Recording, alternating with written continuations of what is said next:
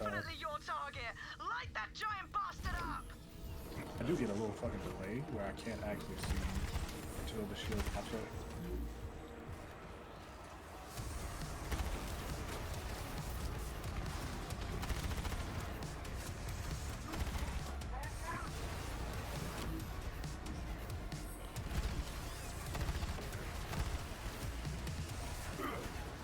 The hunt takes all. Fuck.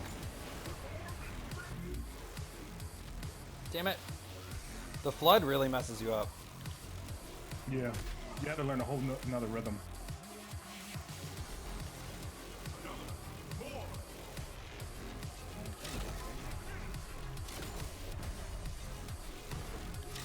The takedown in this. You guys saw that right. That was a 1 minute WOTAN kill as Flak, and this was the first time I've actually ever played as Flak. I've never even played another character besides Zane, and I was able to pull this off. So in today's video, we're getting into an insane Flak build created by another YouTuber named DAKQUAN. We've been friends for a while from YouTube, and after we started speedrunning WOTAN kills, he put together this stupid combination of gear to literally kill WOTAN in 29 seconds. I believe he has a 29 seconds kill over on his channel. This isn't a glitch, this isn't an exploit, it's just a lot of crit damage combined with the best roll on the Lucky 7. So before we get into the video, don't forget to like and subscribe to my channel for more Borderlands 3 Mayhem 4 Flak builds, and don't forget to join the Zane Nation Discord, link will be in a pinned comment down below. Also, if you want to become a member to get sneak peeks to build ideas and other content, link is in the description for that. So today, we're here with DAKQUAN. What's up, what's up? And he's put the pieces of the puzzle together to get a 29-second Flak WOTAN kill. This is literally better than Glitching Queen's record using a billion damage face puncher. I believe she has 30-something seconds. So this is some insane synergy in this build. Now I really just want to make clear, I've never played Flak before. I was able to clear the takedown in maybe less than 15 minutes.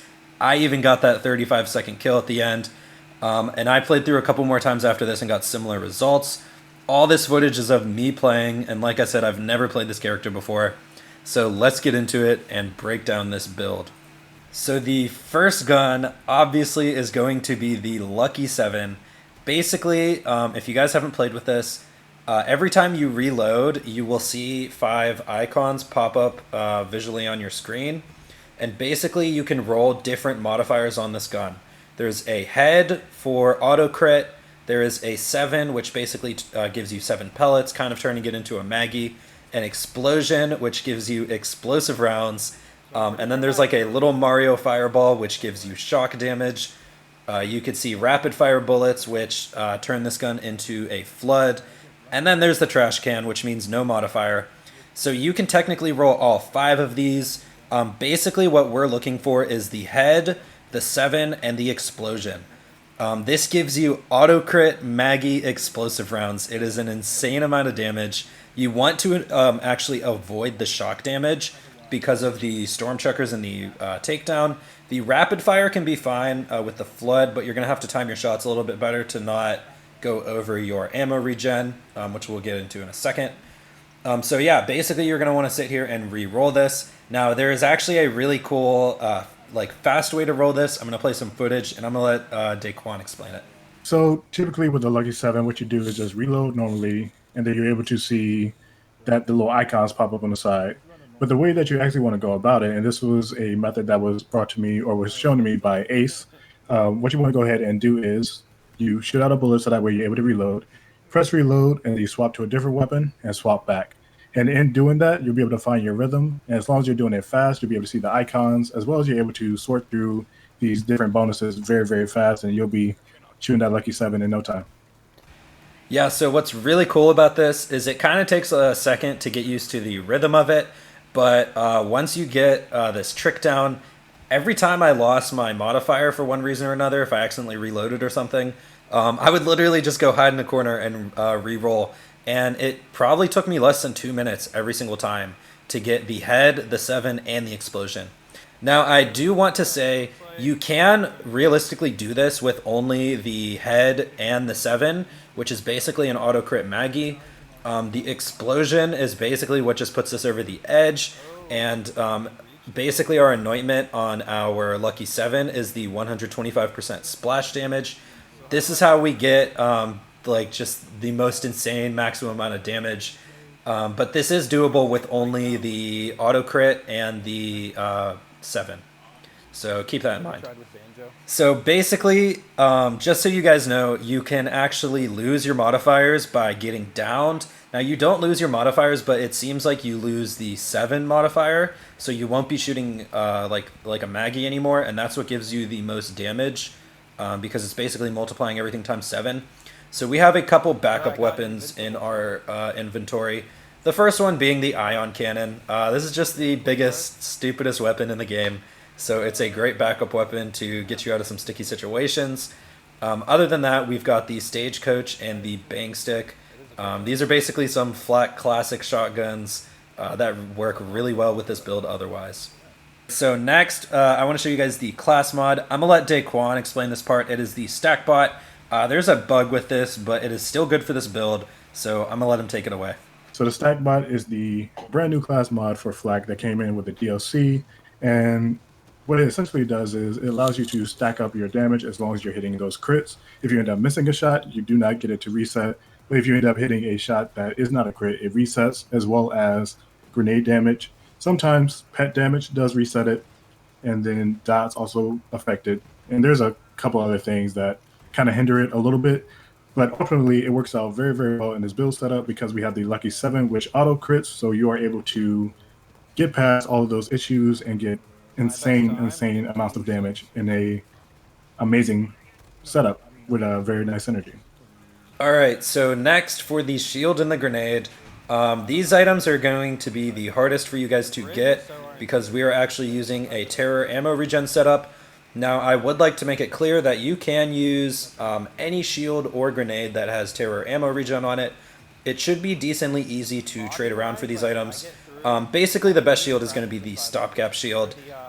This is just great on Flak in general, you know, to help with survivability and sustain. You want to avoid going down in this build.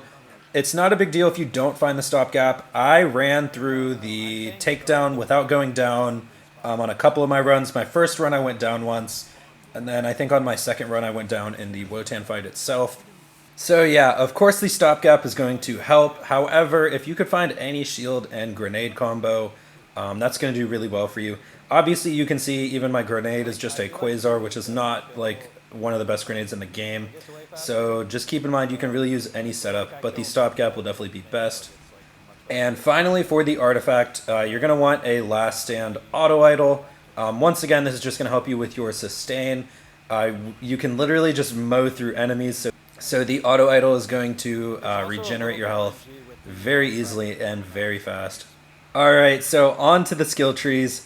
Now, I don't know anything about this stuff. Like I said, I never play any other character except for Zane. So I'm going to go ahead and let Daquan explain the stuff to you again.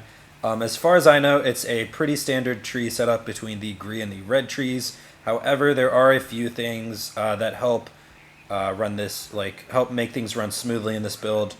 And yeah, I'm going to let Daquan take it away. All right, we're going to wrap this up pretty quick. Like Big Filet has said, it is a relatively generic in a certain way. It is just min-maxed. So high HP, get a whole lot of damage. We do have one outlier, really, is the 1 point to eager to impress. That thing, having 1 point to that, it allows you to get a little bit more functionality inside the build. So in situations where we're just blowing up things very, very fast and blowing up packs of enemies, having that 1 point is going to allow us to get a little bit more cooldown. It just helps make the build a little bit smoother, and it works out phenomenally. I would just like to touch on the 2 skill augments real quick that we're utilizing.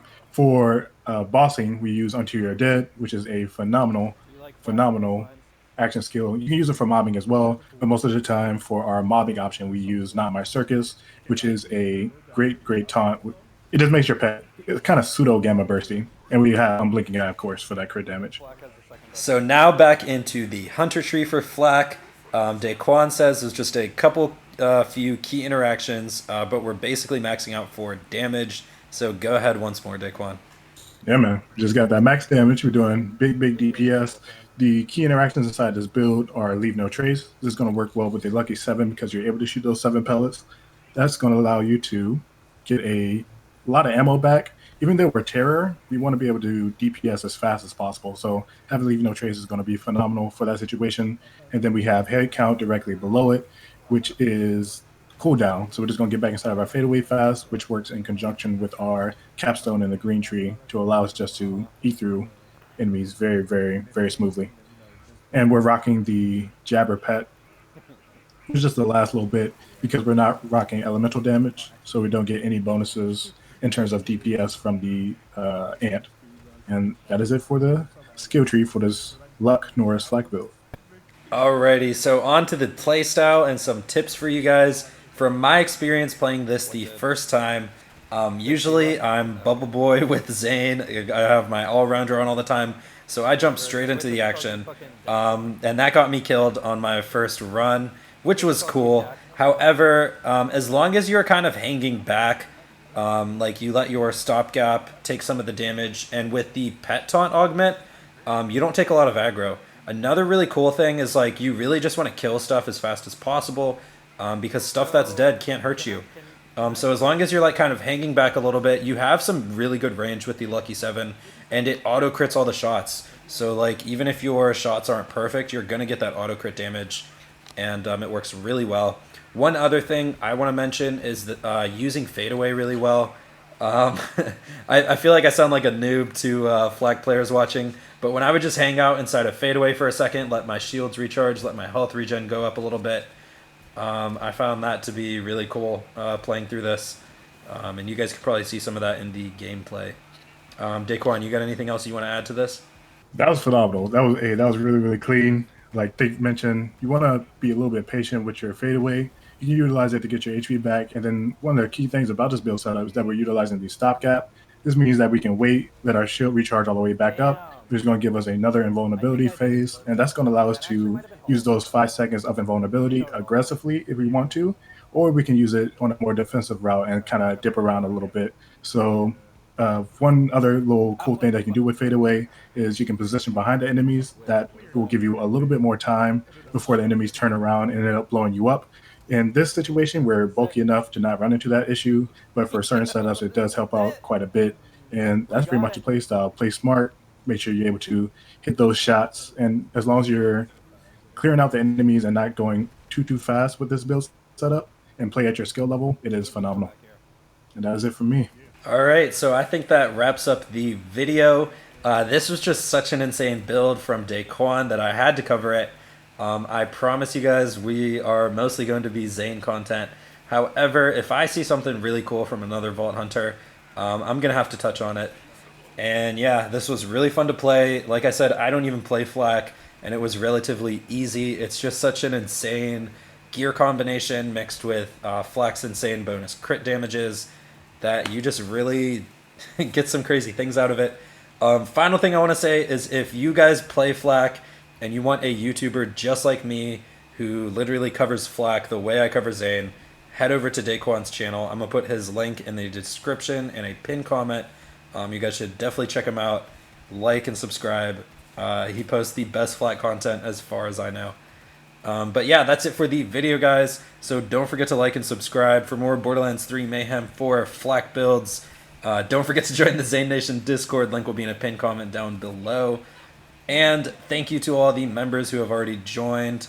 Norman, Flyman, El Jefe, Jeremy Bentham, vanmec, Starcatcher, Andrew, Alexander, Vong Meng, Max N, Drumlion, Kaldra, Dreazzy, Janus. But thank you guys so much for becoming the first members of my channel, and I appreciate you guys. But that's it from me, guys. I'll see you in the next one. I'm out.